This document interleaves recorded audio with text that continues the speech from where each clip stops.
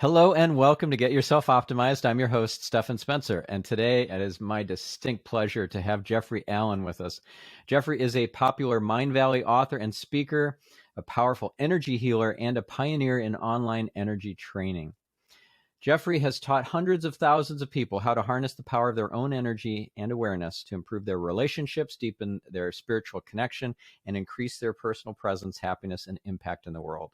Jeffrey's mission is to make energy work and higher awareness available to everyone so we can each unburden ourselves from needless conflict and pain and embrace happy, fulfilled lives of true passion, purpose, and meaning. Jeffrey, it's so great to have you on the show. Oh, thanks, Stephan. Yeah, it's great to be here. I always just love connecting with new people and new groups, so it's wonderful. Thanks. Thank you. So, first of all, how did you end up producing courses and content for Mind Valley? You must have met Vishen, in some synchronistic way or Yeah, I something. did. I did. Yeah, when I found Mind Valley, I'd been teaching intuition and healing work for a little more than 10 years, but my audience was small. Even though I was traveling around the world and teaching, the group size was, I could get 50 or 60 people. Um, but I just felt like I could reach so many more. Like I wanted to help more people. I know I can help more. And so I was just tuning in and saying, Mm. okay, where is that tribe? How do I find these people? And I just follow my intuition. That's kind of my how I work. I tune in, I get information, and I just follow it. And I saw this Mm. website. Somebody referred me over to Mind Valley, and I saw they were doing this conference called Awesomeness Fest. Now it's A Fest, and I just right away I was like, wow, I have to be Right. there. And so I booked the tickets. I showed up, and the funny thing was, my guidance is always very clear. I heard go 2 days early. I was like, okay, I don't know why I'd go 2 days early, but sounds good. I'll go. So then I get there and I'm meditating in the lobby, just asking, okay, what I'm here. What do you want me to do? And my guide said, okay, we want you to go talk to this person and offer to help out, and then we want you to go over to the bar tonight and hang out there. And I was like, I don't drink. I'm not really into the bar scene, but okay. And that's where I met Vishen.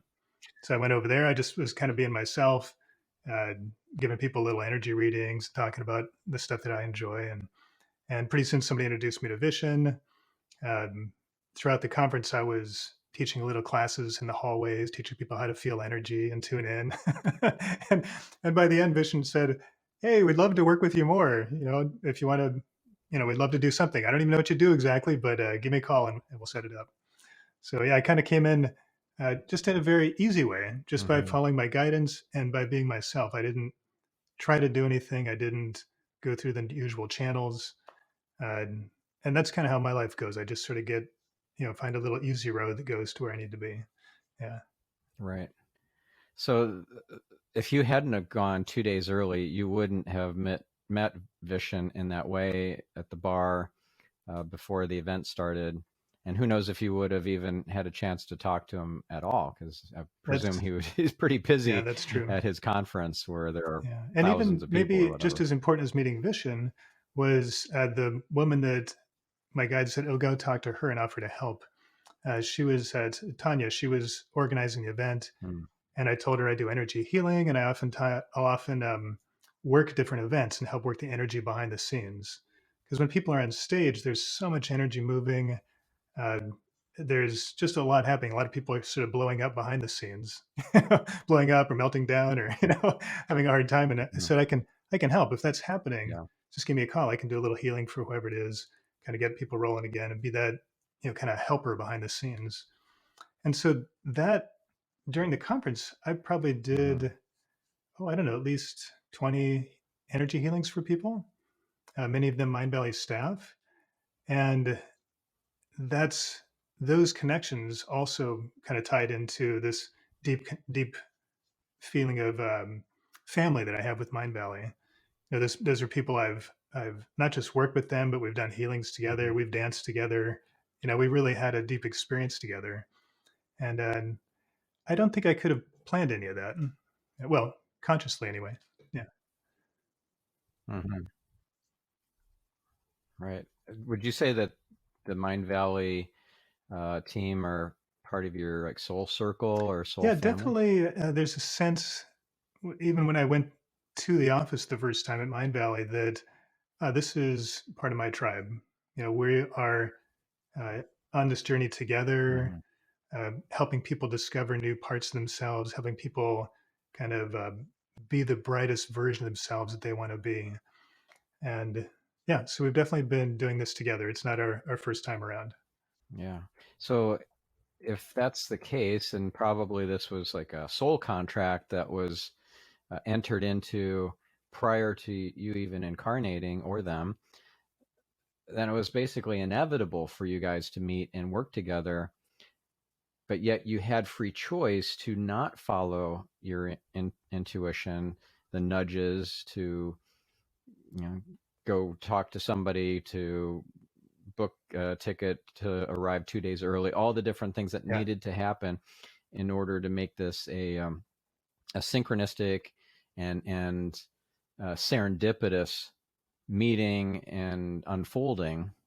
So, what would have happened, do you think, if you hadn't followed your intuition? Would that soul contract not have been fulfilled? Would you still have met Vishen and worked with the Mind Valley team, but maybe in a less fortuitous way because you didn't proactively follow the intuitive nudges? Like, how does that work? Yeah, well, I probably my framework for, that kind of big picture is a little bit different. So I wouldn't say that it was like a contract that I Hmm. had with Mind Valley. So the way I see it is that when I look at the energy, there's potential everywhere. And even though as people we're individuals, I've got my body and my skin and my hair and my thoughts and everything. It's very easy to identify as myself and feel separate from others. When we get outside the body, that's no longer the case. So once you're outside the body and just pure consciousness, we're all one. We're all not just all connected. We're actually all one, and that oneness is what people refer to as a higher power or God or the universe or whatever word people are enjoying in their vocabulary in their life. And so there doesn't really need to be a kind of like a contract. So that's kind of like thinking in body level terms, but in energy or spirit terms, there's just huge potential. And so we tend to get excited when we find potential that's a group or a situation that's going to bring out our highest potential where we can do it together. And yeah, with Mind Valley, if I hadn't gone to that conference, I would have either found them a different way, or I would have found a different group that I could also resonate with. So it didn't have to be Mind Valley, but I'm sure glad it Mm. was. It turned out really well. And so for me, things are a little more fluid Okay. than the idea of soul contracts or even soulmates and so on. It's a little more fluid than we like to think. Hmm. Interesting. So when you're getting guidance, do you hear it? Is like a voice in your head of maybe in your own voice? Is it a knowing? Is it images or visions? Is it a combination of all the above with some kind of predominant Claire that's coming through? Like, how does that work? Yeah, for me, it's all of them, all of those together, but it has changed quite a bit over the years. So when I first started studying intuition and energy work, clairvoyance or actually seeing things was very difficult for me. And it's fun now because I teach it and I watch all my students go through the same thing. People say, "I can't see anything," and I can relate because my teacher used to say, like visualize an apple, and I would think, well, if it's a black apple in a dark room, I can see it, but otherwise, I'm not getting it because I'm not seeing anything. But what I learned was that uh, the way we perceive information energetically doesn't have much to do with the five senses. So as we interpret that information, we tend to kind of map it into things we can understand. So there's I'd say that seeing and hearing and even feeling or thinking about energy uh, or intuition, these are all interpretations. That's like our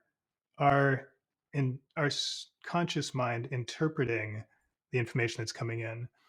But what's coming in is just pure knowingness. Mhm. So it's when I get intuition in the most natural way, I just know it, and I know all of it all at once.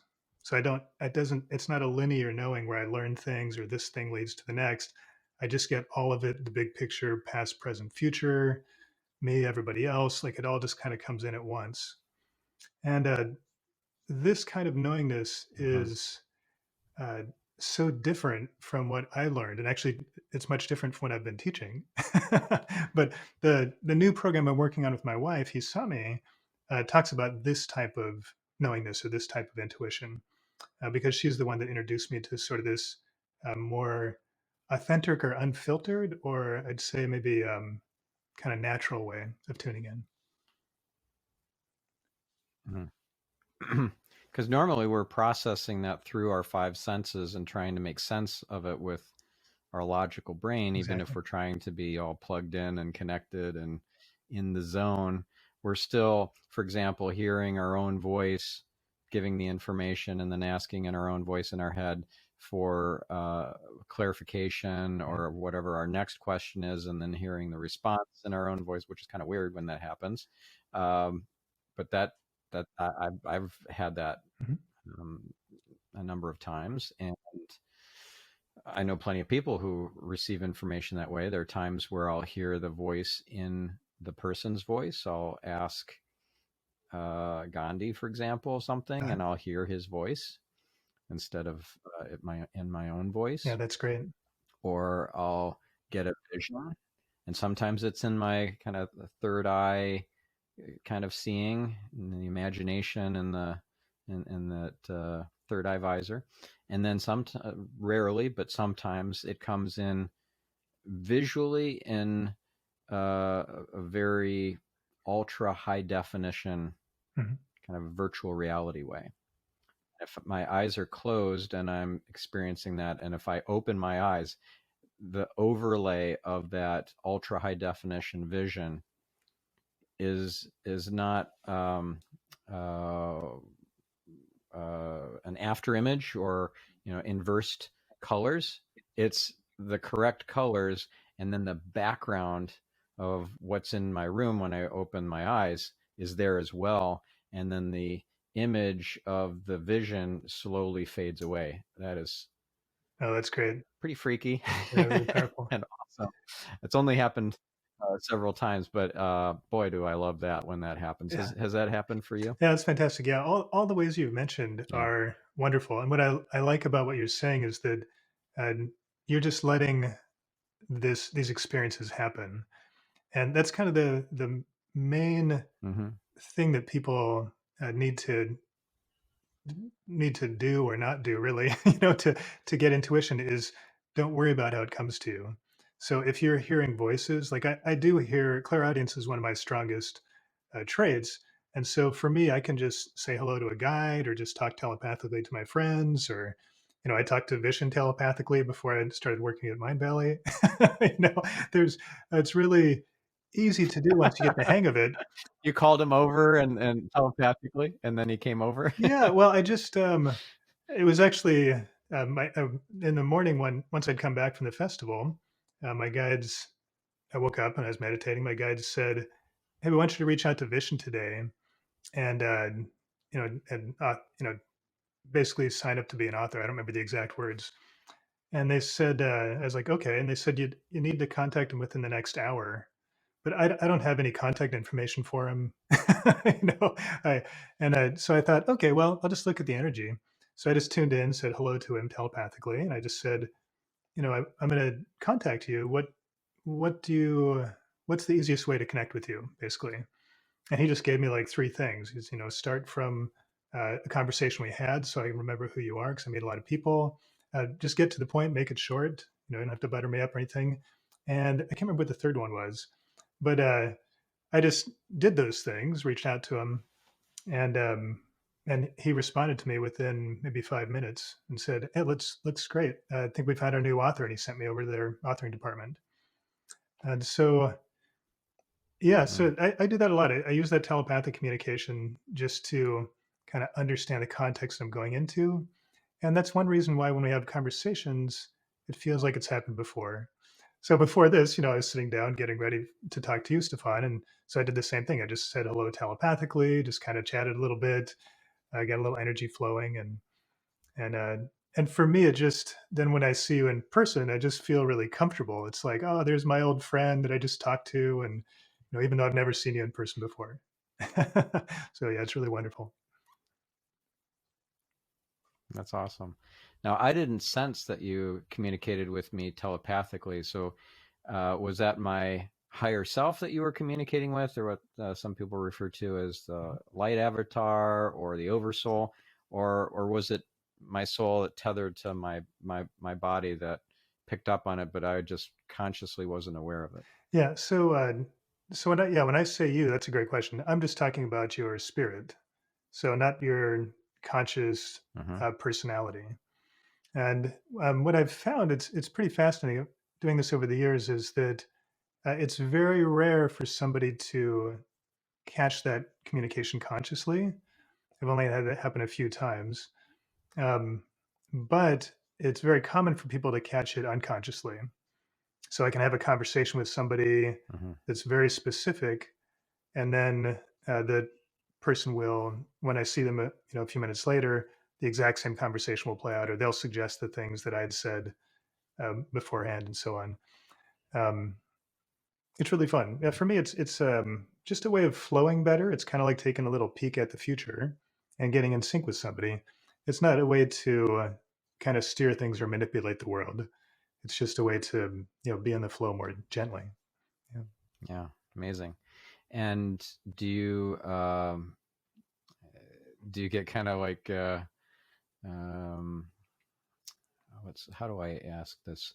Like, are you getting special intel that will help you to get around barriers or obstacles in this process? Let's say that it wasn't just with vision of how to, kind of get rise above the noise because he gets a whole lot of pitches and inquiries. But like, all right, this is how I need you to get around the paper, like the red tape and the backlog or whatever. Does that happen a lot, or is that pretty rare?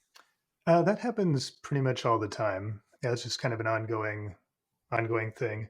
But I have to say, I don't know if it's just my personality, but I'm probably somewhat oblivious to all the red tape and all the things that could get in the way. I just don't really Mm. notice them.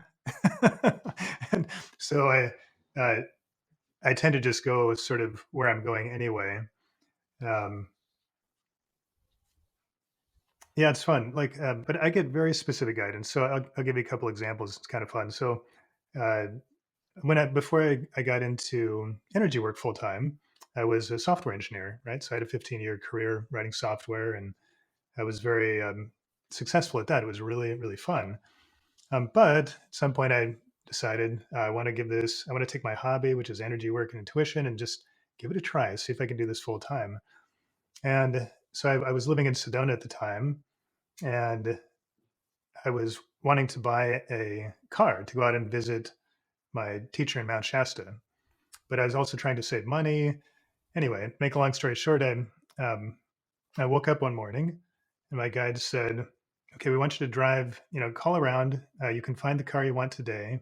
We want you to get." We were talking about a Prius, and and I'd called around before, and there were none anywhere available. It was back when they were super hot; you couldn't get your hands on them. But that day, I found two at a dealer about an hour away. I drive to the dealer. By the time I get there, there's a third one, and the whole time my guide just saying, "Buy the car, buy the car, buy the car." And I'm thinking, I don't want to buy a new car. I don't want to spend that kind of money. And they're saying, don't worry about the money, buy the car. So I was like, okay, all right, I can play that game. So which one do I buy? The kind of base model or the top of the line? And my guide said, well, which one do you want? I was like, well, of course I want the top of the line. He says, well, buy that one. So I buy the car, right? I just finance the whole thing. I drive home. And then the next morning I'm meditating and I tune in and I say, okay, I need a little more information about this don't worry about the money thing, because it feels a lot like I have a huge car payment and loan right now, which I don't want. So please give me a little more information. and my guidance comes in, and my guidance is actually, it's not in my voice, which is kind of interesting. It's in a well, different voice. I'll just put it that way. But my guidance is very clear. It said, Mhm. "Well, here's what's going to happen.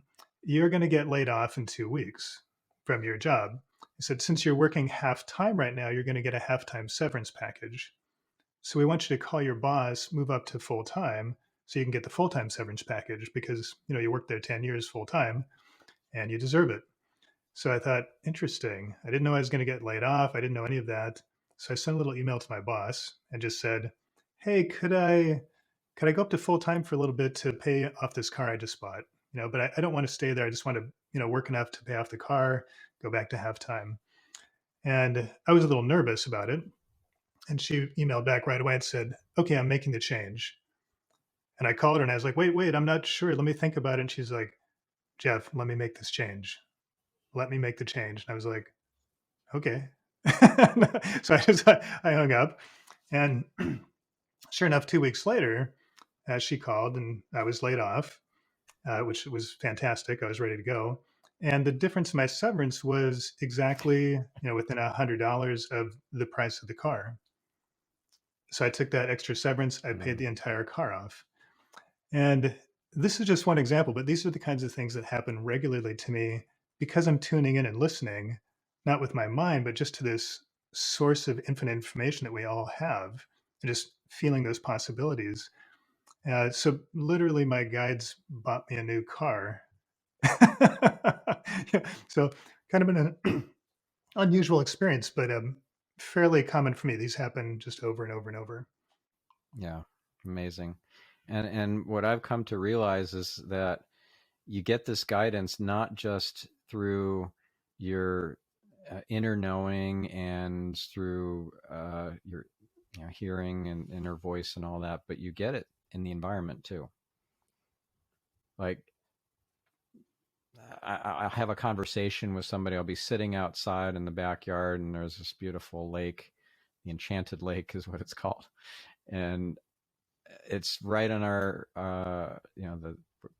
the property we live on borders on this beautiful lake, and then there are fish that will randomly, in air quotes, jump out of the water, but it's not random, and it seems to happen a lot when I'm saying something important to a person or I'm receiving something important in the conversation. It's almost like an underline to what's being said.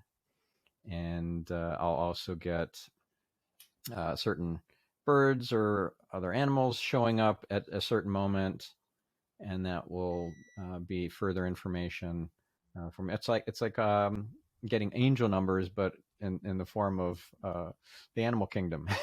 Yeah, It's like giving me additional data to utilize in that supports or augments or mhm. otherwise adds to what I'm receiving internally. And I'm Yeah, that's guessing that great. happens for you too. Yeah, I think we're all receiving information like this all the time. Like I said, we're on an energy Hmm. level or on a spirit level. We're connected with everything. We're part of the whole, or we are the whole, and so uh, everything can speak to us. Like you said, nature is really good because our mind tends to relax, so the information comes in easily. And I tell the stories about this really clear communication that I get, just to give people an idea of what's possible, not to set the expectations that anybody should do it that way. Um, it's more common, even though that's happened a lot for me. It's more common, kind of what you described, Stefan, where I'm going about my day and I'm just sort of being gently guided or nudged here and there. Sometimes I don't even know why or what the reasoning is. It's just I feel like going over there, so I go over there. I don't know why, but I'm doing things a little bit Hmm. differently today. Uh, and it's easy to look back and say, "Oh, that thing I did differently led me to this amazing opportunity," or, "Oh, wow, that was guidance I was getting, even though I didn't realize it at the time." So yeah, it's great when you let yourself be open to the possibility that you're always being guided, essentially by your higher self. Then life can be very easy. Even the hard times can be easy because Hmm. you know that you're supported. Yeah. Yeah. And things do happen for a reason, and nothing is random. And so somebody who is more of a materialist will hear this and think, well, that's silly. Like a, a fish jumping out of the water in perfect time to something that you're saying or hearing, or a bird flying in right at the moment to tell you that you should look up that bird's totem definition and the Power Animals book or whatever. That seems like a big stretch to me. Like all of reality kind of bends to your your needs and wishes. I don't know. I just can't buy into it. Somebody might say, and yet the way I make sense of it is that it's like the universe is essentially a holographic projection, and all of it is um, a movie that is edited by ourselves in real time, and our angels, of course, assist us in this. And so, when things suddenly show up out of nowhere, it's like, what are the odds of that happening? It's written into the the script of the movie, of the holographic movie in the holodeck on the Star Trek Enterprise. So that's how I kind of make sense of it. But I'm curious to hear what your take on this is. Sure. Yeah. See, it's a big question. So people uh, often wonder this, like, are we? It's kind of you're kind of getting at, is it fate and everything's predetermined, or do we have choice? We're um, and how does that all play out? Um, for me, it's a big question. For me, everything is opportunity. So there's a the future Mm-hmm. is just this huge probability space that as we live, we're sort of crystallizing into what we call the present time experience, and it's the more that we try, or the more that we kind of work hard to plan and like create this experience, the in some ways the more challenging life is. You can definitely be successful that way. You can make things happen, but what I've found is I can reach the same level of success or happiness by letting things happen.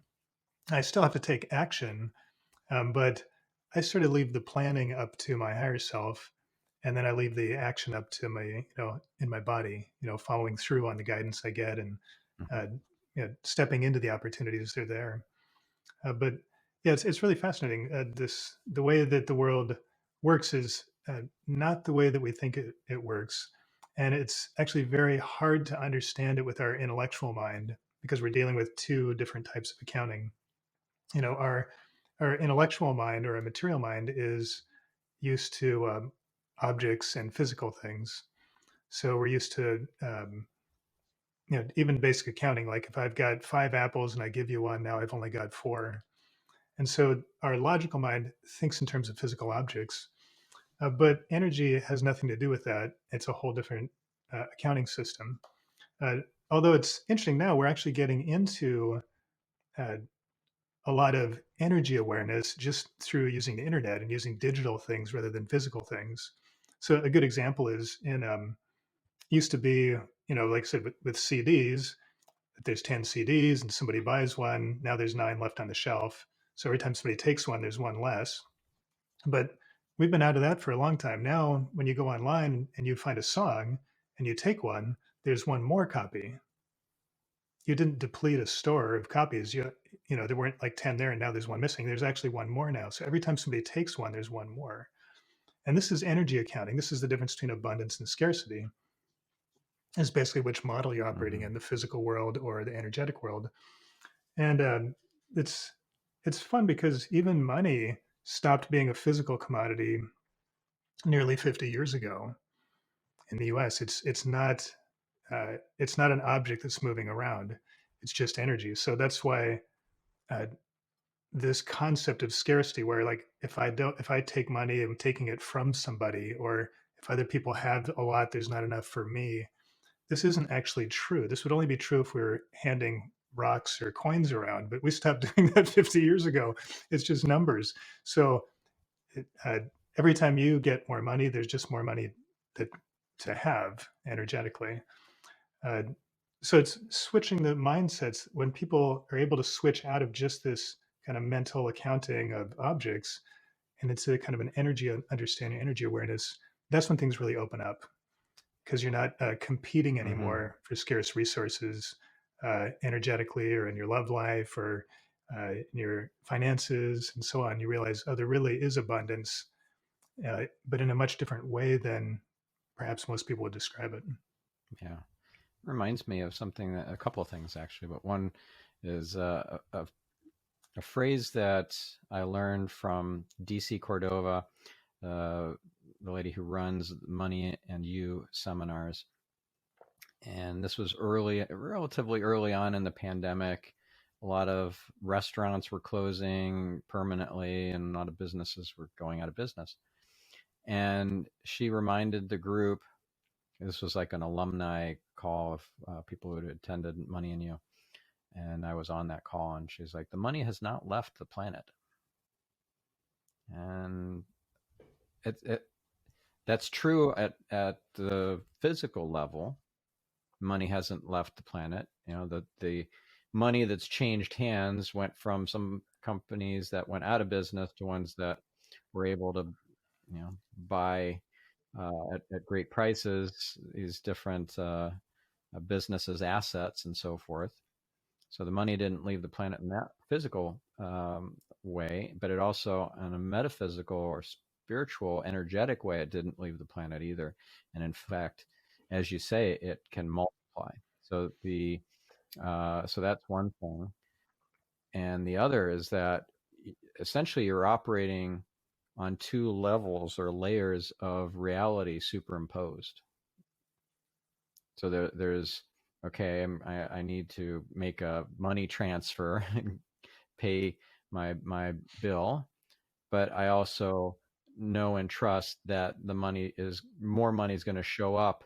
Like if I make a big donation, something that makes me uncomfortable because it's such a large amount of money, I know and trust that that money is going to get replaced, because that's like one of the things that's guaranteed in the Bible is like you're going to tithe, and the money's going to come back to you, which is really incredible, and it works, and God said you can test this, you can test me on this. So I'm curious to to hear your thoughts on that kind of two layer reality view of the of our experience, and how that might Mhm. also play out in other beyond just money and physical transfer of assets and Sure. Yeah. doing transactions and things. Yeah. You bet. Yeah. There's definitely two level. It's not really levels. Yeah. Like kind of two layers, like you said, or two ways to understand. Excuse me. Um, but it's interesting. As you're talking, I was thinking about what happened with money, in the last couple of years during COVID, and it's true that the money didn't leave the planet. What changed was it wasn't flowing as much, right? So there was limited, just like Hmm. our communication, our friendships, and everything. There was just less communication, less opportunity to connect with each other, and there was less money flowing or being spent. And this is what the economy is actually about. It's not about the quantity; it's about the flow. And again, it's about the energy. I like to say, if I had $100 bill and I put it in the bank, and at the end of the month, that I could pull it out and I still have $100, but no services, or it didn't do anything. It was inactive. Nothing. It didn't accomplish anything during that month. I could take that same $100, go to the grocery store, buy some food. Then the person at the grocery store pays their employees, and then the employee goes and gets a massage. And then that person that got a massage goes and gets, washes their car and gets their carpet cleaned. And like, that money goes from place to place to place. At the end of the month, it may have, that $100 has created or facilitated thousands of dollars worth of transactions and exchange to happen, and the $100 is still there. It didn't. So it's Mhm. the quantity actually. When you look at the energy, the quantity is doesn't matter. It's the flow that matters, and that's what changed in COVID. Is it wasn't flowing as much, and that's why the government understands economy on this level. That's why the government started spending money and just making it flow through these weird artificial ways, like giving everybody money. Like, who knew the government could give everybody money? Like, that's weird. Um, but that's kind of what's happening energetically. But yeah, to your bigger question, like these two different ways of seeing things. The best description I have of that is comes from my wife Hisame, and she sees energy in a much more profound way than I see energy. I'm sort of a normal person or engineer that learned about intuition and energy work because it was fun and interesting. And in some ways, maybe I wanted to be able to control my life, and I thought this would help, which now is kind of funny to think about. But my wife Yusami, she always saw energy from the time she was a child. She never had this sense of separation from the source. So Mhm. she was always connected with everything, understood what was coming in the future for everybody. When she met people, she knew what was happening. It blows me away, completely different level of awareness. Mhm. And Yeah. so the last 5 years, I've been spending a lot of time with an interpreter. My wife doesn't speak English fluently, and I don't speak Japanese fluently, even though we've been married 12 years. But so we had an interpreter for the last 5 years, learning about this perspective. And it's right, kind of getting at what you were talking about. She said the best way to describe it is that it's like imagining you have two minds. So you have this material mind whose job it is to uh, do things in the material world, and it's wonderful. We need that mind, that analytical mind. It's also where our emotions are, isn't that mind? She said, but you also have another energy that you're using that we could call a mind.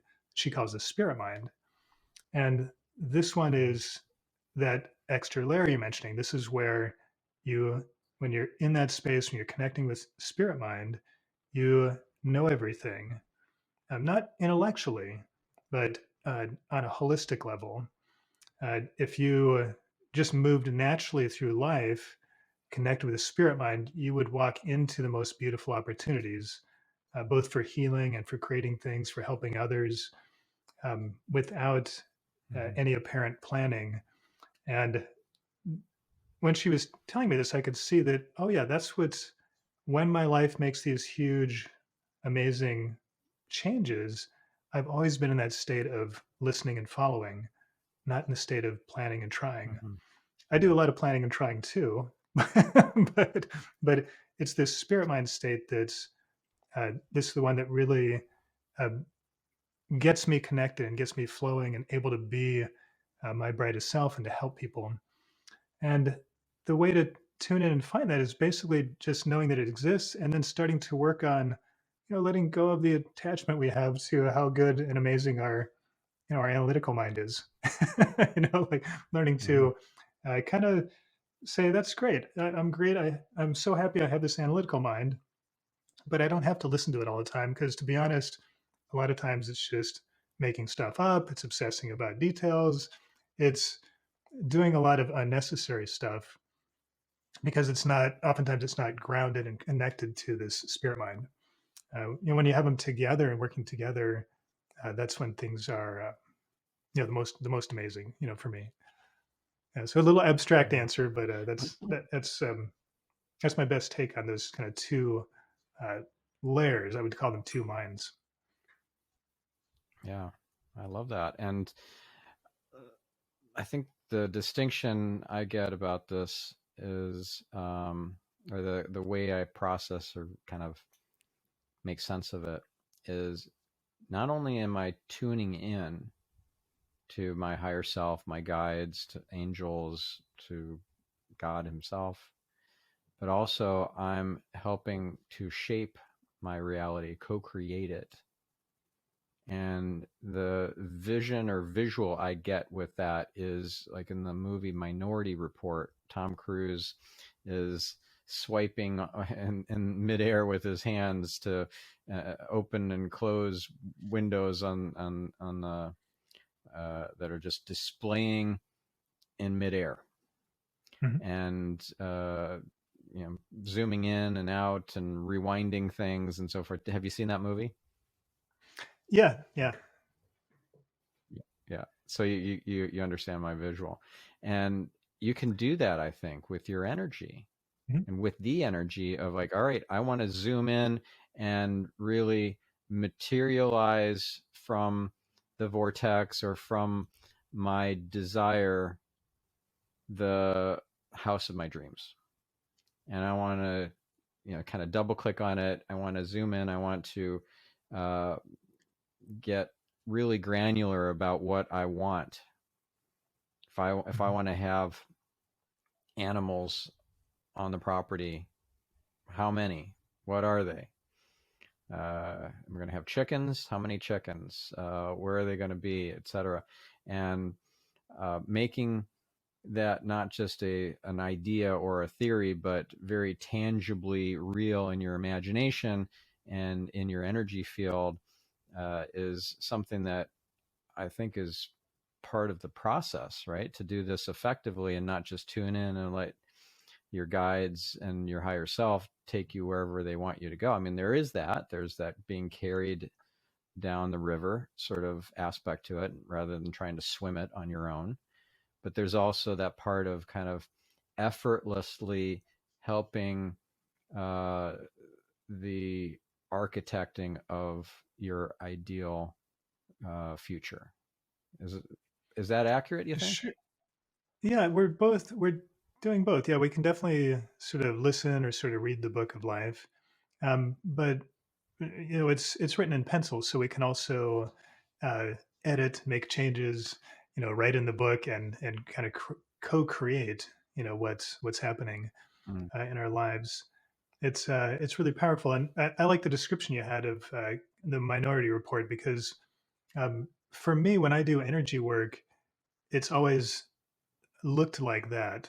Probably the person that made that in the movie does something similar, but it's very common. If I'm working on a project, I'll have my hands out here. I'm, like working on the energy of the project, kind of spinning things up. I might move some energy here or bring something new in.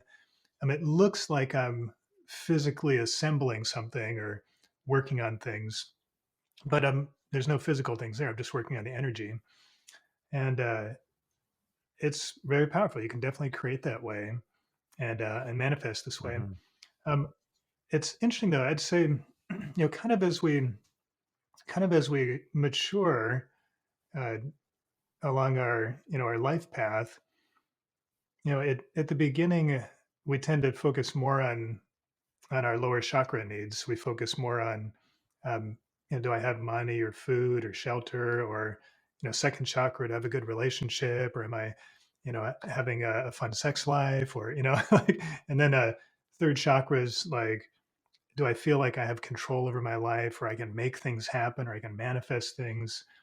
And these are all really wonderful. We want to sort of engage and enjoy and master all of these different energies.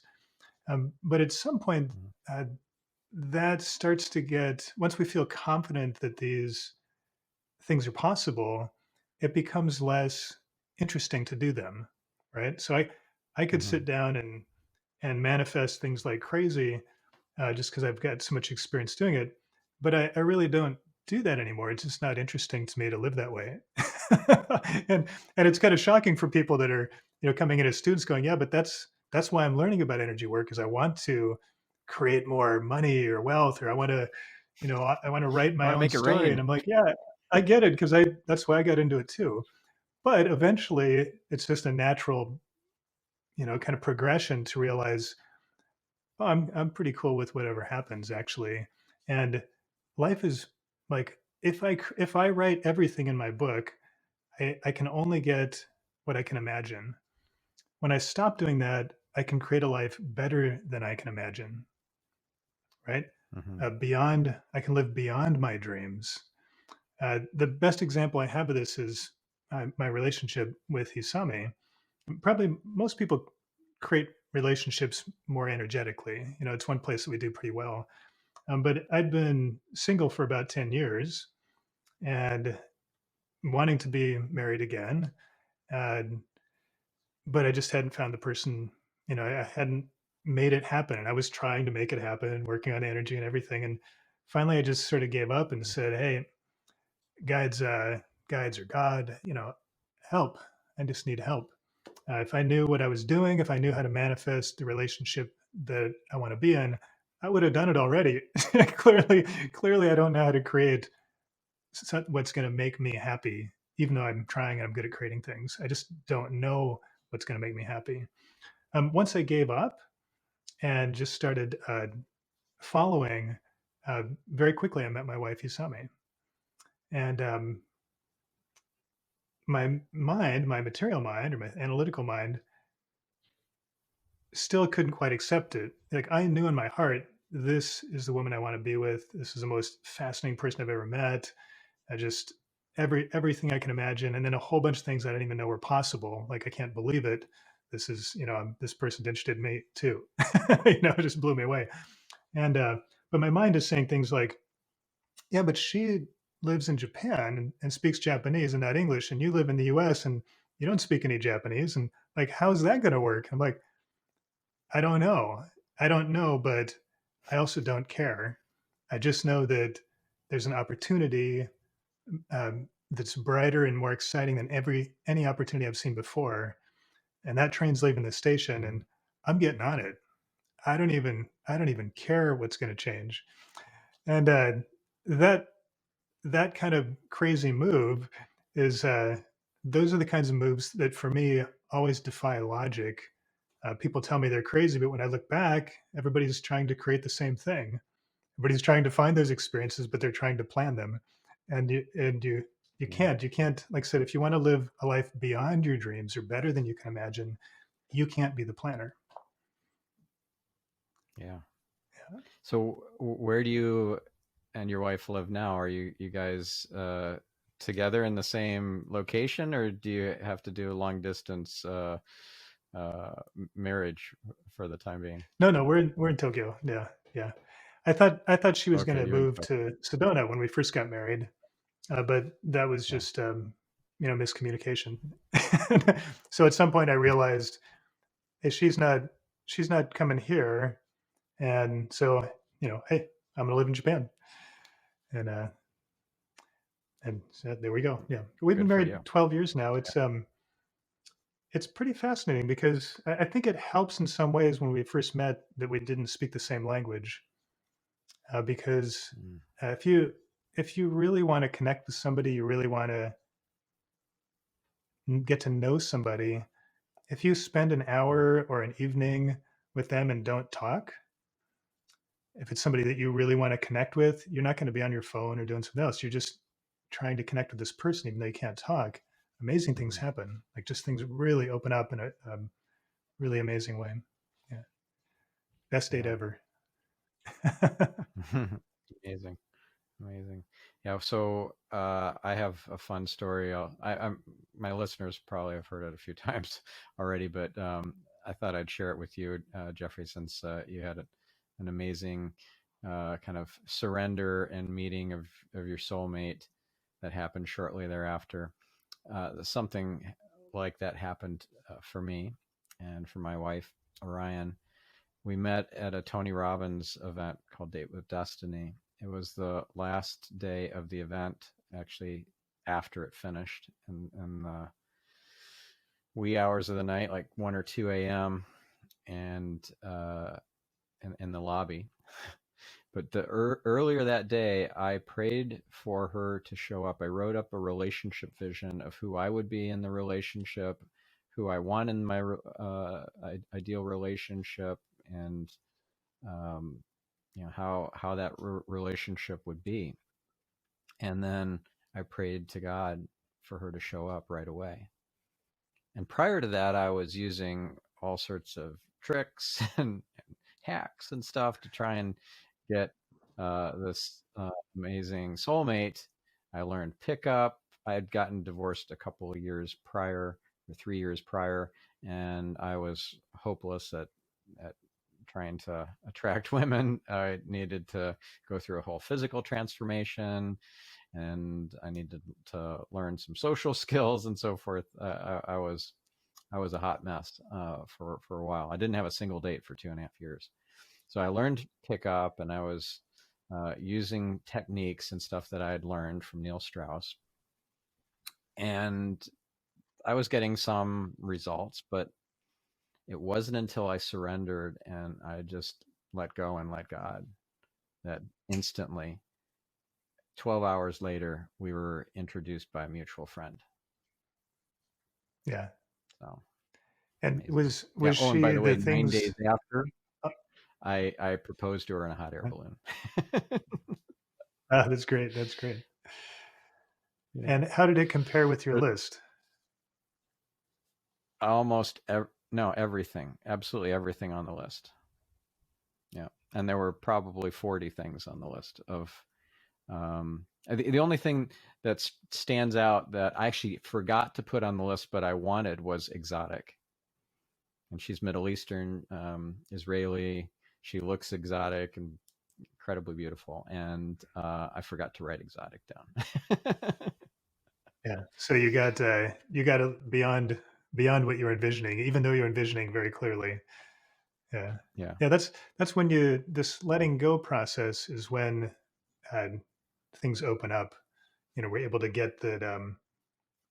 It sounds like you probably had a similar experience to me, where I, for a long time, probably the first 2 years we were married, when I woke up in the morning and I opened my eyes and I looked over at my wife, he saw me laying there. I felt disbelief. I felt like Mm. I I can't believe that there's a person this amazing, and I can't believe that she's my wife. Like, what happened? This is amazing, and it's just You won the lottery. it's wonderful. It's yeah, Yeah, yeah, the thing is about the winning the lottery kind of quip is that we can all win the lottery. The game is yep. rigged in our favor. It's incredible. It's amazing. Yeah. Oh And which yeah, leads yeah. me That's to, when people. Oh, go ahead. Yeah. it leads me to and circle back on that thought around, like, there's two layers of reality superimposed. There's one layer that I'm experiencing and living of, being in the moment and doing what my guidance tells me, and being, benevolent and revealing light and all that sort of good stuff, reigning in my reactivity. But then there's a layer on top of that that I noticed, and am trying to live now, and it's a lot harder. And that is the recognition that it's just me and God. Hmm. Everything is an illusion except for love. The suffering, the heartache, the failures, the all the different trials and tribulations and disconnections and everything is an illusion, and it's just me and God. And so if I operate on both of these levels or layers of reality at the same time, then I tend to get the most benevolent outcomes and in the most amazing ways that I can't even envision. But it's hard. It's hard to have that dual awareness and saying, okay, well, I'm stopping to talk to this homeless person and give him or her money and find out what their name is. And if I see that person Hmm. again, remembering that person's name and saying it back to them. So that's one level or layer. And then there's this other layer that it's all God. It's pretty trippy. Yeah, that's great. Yeah, you described it really well. It's that's those two awarenesses. So on the body, we're operating with our material mind that works in the takes action and thinks and analyzes, it has emotions and so on. But our spirit mind is just what you described. It's you could even go a little bit further. Instead, you said it's just me and God. You could just say it's just me, comma, God. Right? But our ego doesn't want to get that big. We don't want to, sort of, you know, go there. But that's basically what you're saying is that there's just one consciousness, right? There's bodies are plural.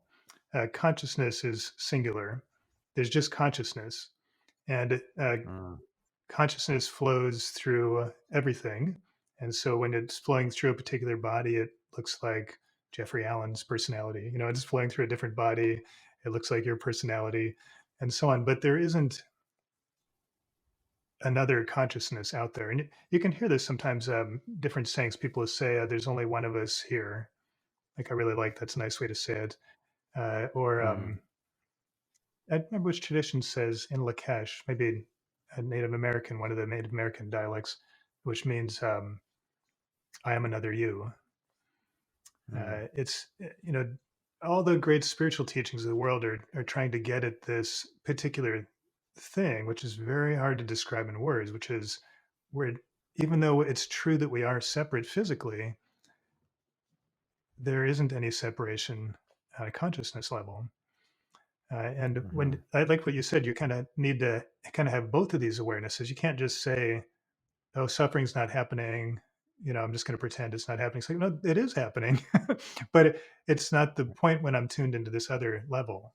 There's like suffering's happening here on this uh, physical plane because we have this idea of separation, which drives competition and egos and everything.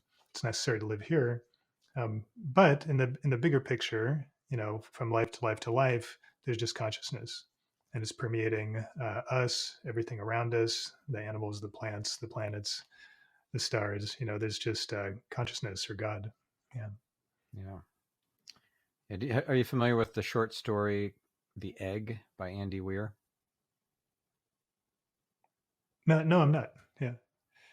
Uh, it, it's a short read. I'll include a link to it in the show notes for this episode. But yeah, it's basically like we're all uh, ex- we're the baker at the bakery. We're the homeless person on the side of the road. We're the person checking you out at the grocery store, et cetera, et cetera. We're all experiencing every aspect of life Mhm. over and over and over again until we're everybody. We've had enough lifetimes that we've experienced everything. Is it's kind of the rudimentary explanation of that short story, but it's a really beautiful story. I'd recommend you take a look at it. It only takes a few Oh, that's minutes to great. read. Yeah, Yeah, that's that teaching is out there all over. I was watching the Dalai Lama on stage in Los Angeles. This was many years ago, and there was he had 108 monks on stage. It was a teaching. It was all in Tibetan, and there were probably a couple thousand people. It was in this huge auditorium, and mm, everybody was just falling asleep the whole time. Like it was a 3-day event, but my friends that came with me, we drove out to California to go there. By noon the first day, they're like, "Okay, I'm out here. I'm going to the beach. I just can't stay awake. This is just super, boring, I guess, right?" And but energetically, I was like, it's not boring. What's happening is we're each getting a massive healing and alignment energetically by being in this presence of this really coherent person and these 108 uh, monks that are all super coherent. And so we're lining up, and that's why we can't stay awake because we're just not used to operating at this level. So I mm-hmm, hung in there. I was like, I'm here the whole time. But at one point, I tuned into the Dalai Lama and just said hello and just said, hey, can you kind of just give me the cliff notes, just sum it up for me because I don't understand the Tibetan, but I'm loving it. And he said, "Oh, okay, yeah, I can just sum it up for you. We're all one. That's all I'm talking about." But it's going to take me 3 days to say it in many different ways for us to sort of get it a little bit. But that's all I'm talking mm, about. And so I had that takeaway. And the next weekend, I was at another spiritual workshop. I was a pretty big junkie, going to every spiritual workshop.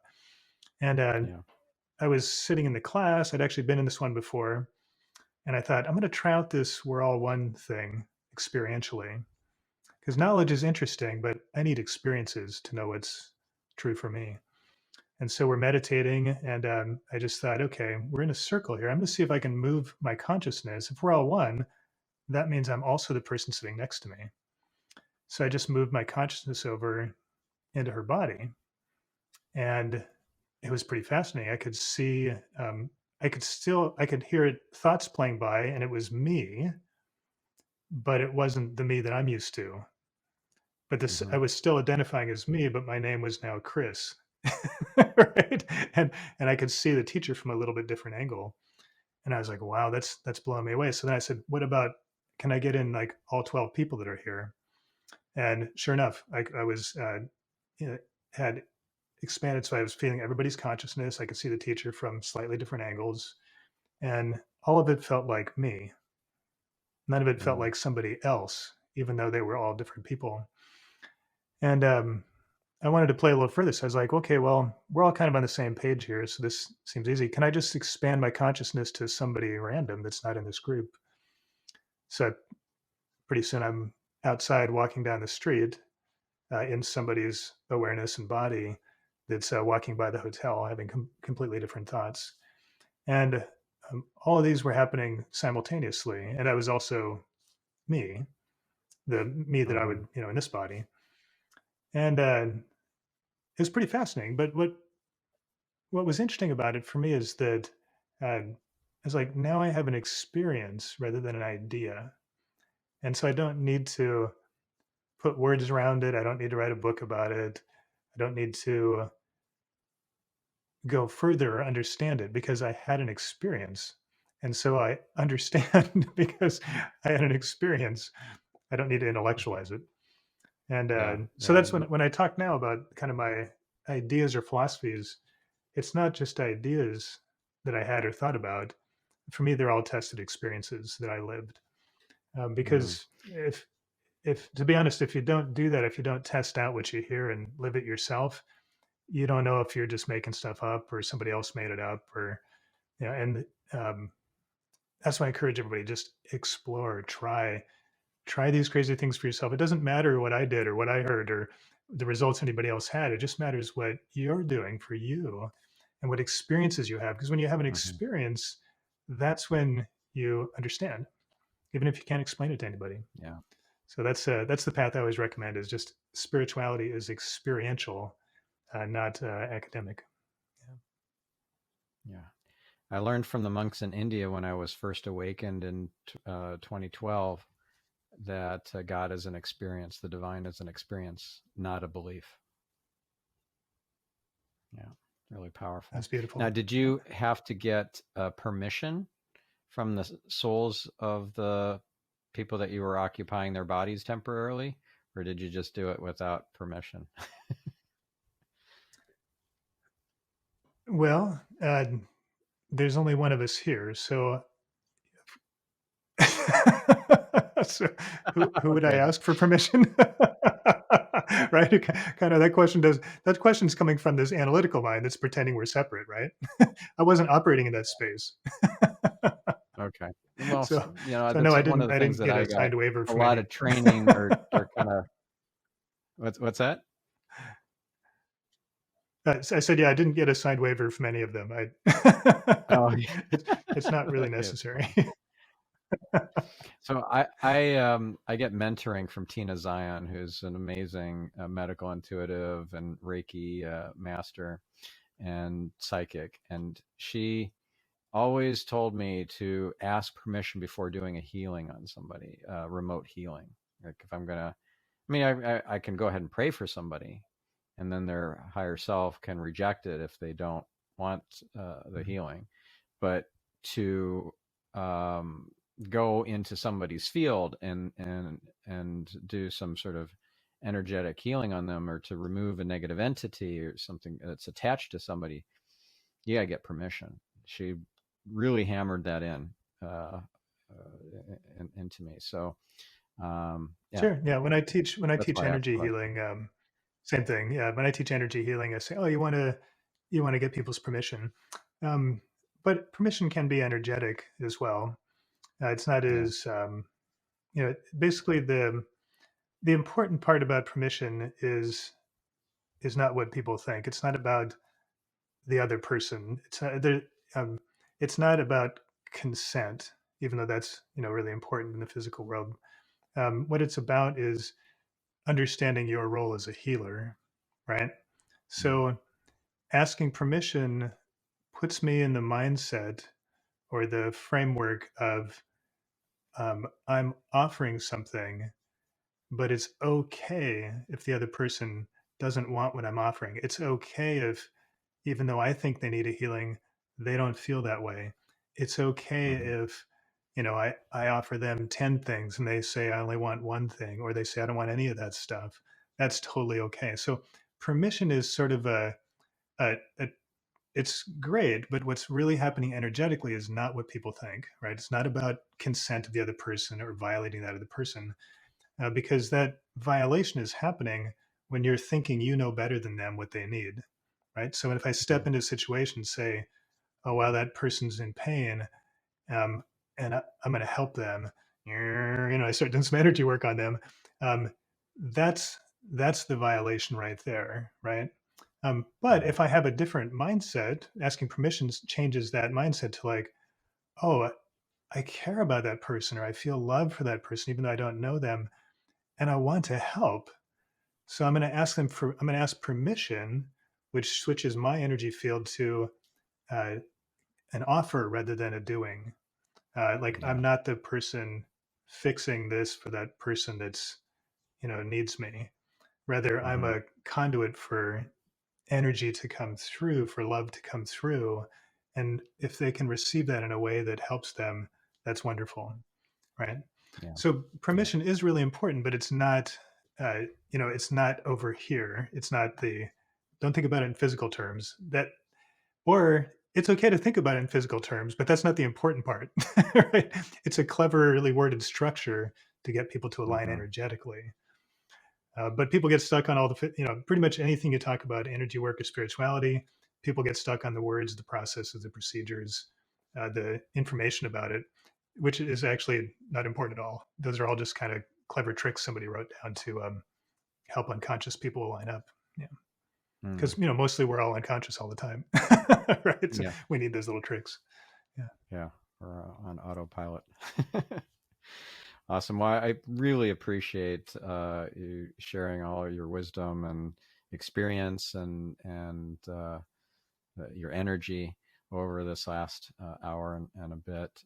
If you wanted to share one last parting few words of wisdom that we haven't already discussed, I'm curious, what would that be? Sure. Yeah. If I kind of tune into the audience and say hello. Um, One, I'd say that the people listening, just really beautiful, authentic people. Like I just feel such a nice energy there, and an authentic desire from the audience to be a brighter you, or to like sort of be your, you could even say be your highest self, which is kind of sounds a little bit like higher self, right? Sort of embody your spirit, and but I also see pain there, this struggle that um, people feel like um, I'm not there yet. I'm here. I want to be here, be this amazing person I know I can be, but right now I'm here. And that for different people, that's just tuning into everybody's energy. For some people, that's a relationship. I want this relationship, but don't have it, or I want this career, but don't have it, or I want this to help people, but I don't have it. It's just this comparison.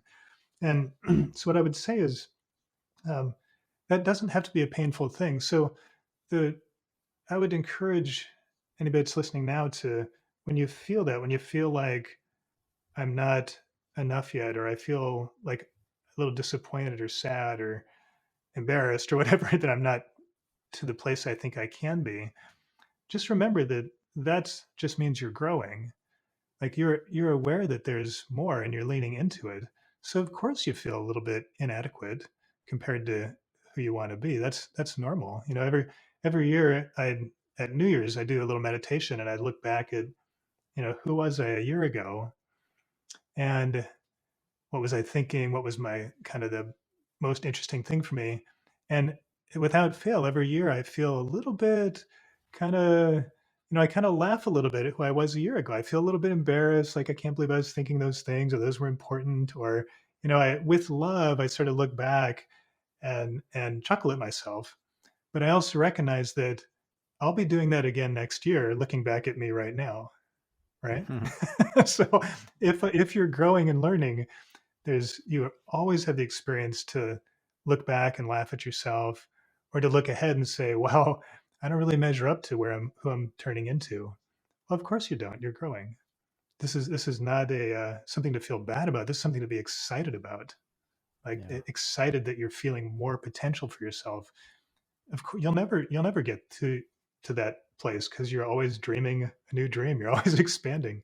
So give yourself a break and Yeah, for enjoy that sure. process instead of beating yourself up or feeling like you're not enough in some way, because it's not true. All of you are amazing, much brighter and beautiful than you could possibly imagine.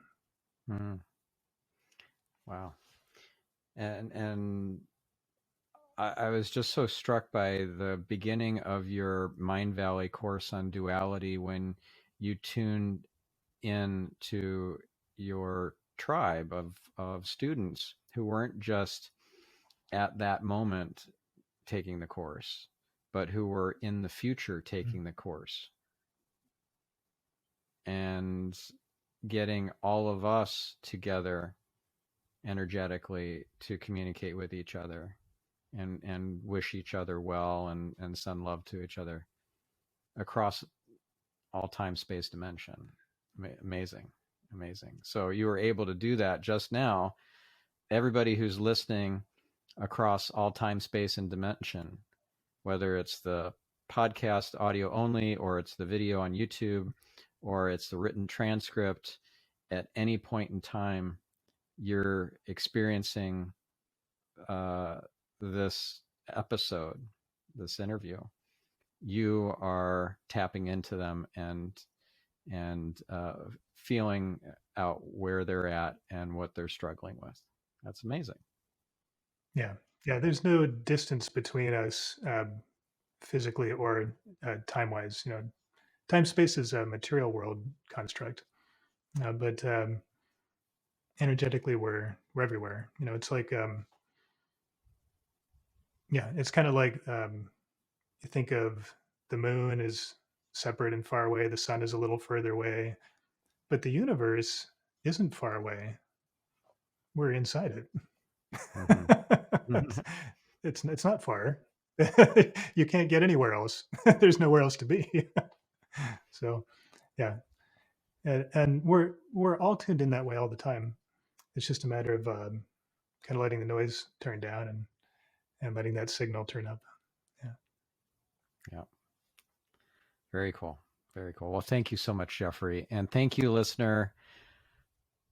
I love you.